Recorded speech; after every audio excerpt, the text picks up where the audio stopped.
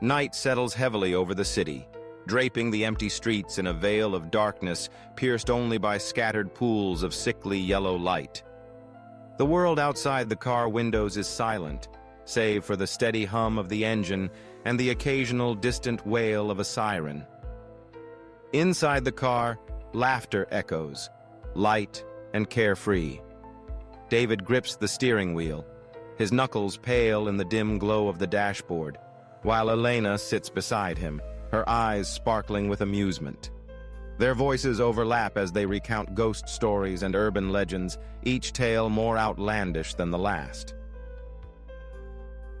It's 2 a.m., and the city feels abandoned, the buildings looming like silent sentinels. As they turn onto a narrow street, their conversation falters.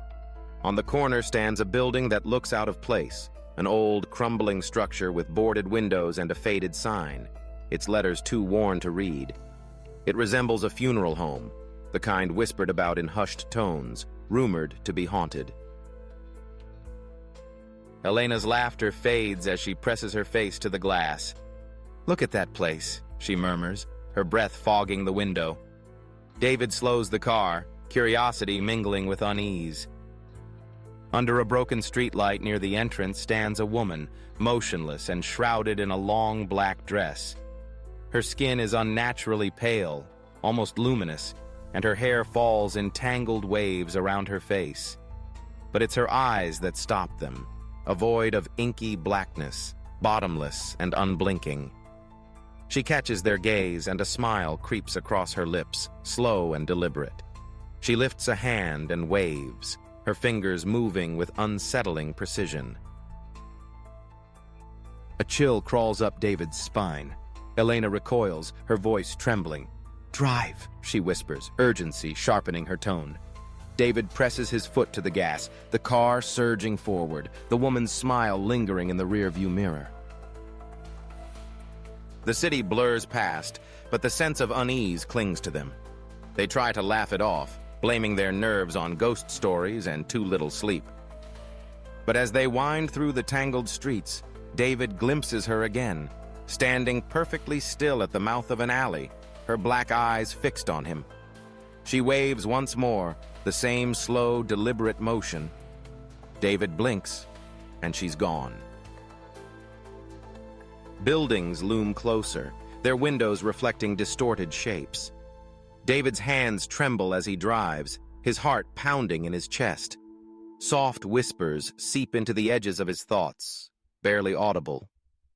"David, Elena," the syllables curling through the fog that now blankets the city. He glances at Elena, but she stares straight ahead, her face pale and drawn.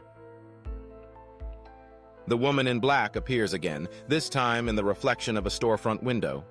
She stands behind a cracked pane, her gaze unwavering. She waves. David's breath hitches, sweat prickling his skin. The world outside the car grows darker, the streetlights flickering as if struggling to hold the night at bay. The fog thickens, swallowing the city in a shroud of gray. Shadows twist across the windshield, and the whispers grow louder, slithering through the air. "David, Elena," as if the city itself speaks their names. The music on the radio distorts, warping into a low, ominous drone. The heartbeat of the car merges with the thudding in David's chest.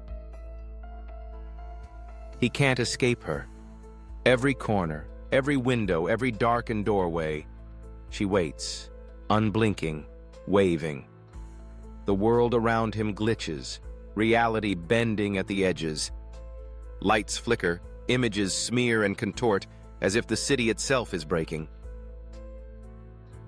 Compelled by something he cannot explain, David returns to the old building. The fog clings to his clothes as he steps out of the car, the silence pressing in.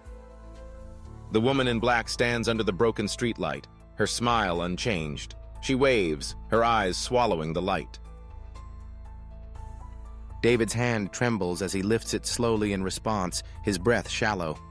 The whispers converge into a single chilling command, "Come closer." Darkness falls. The city is silent once more.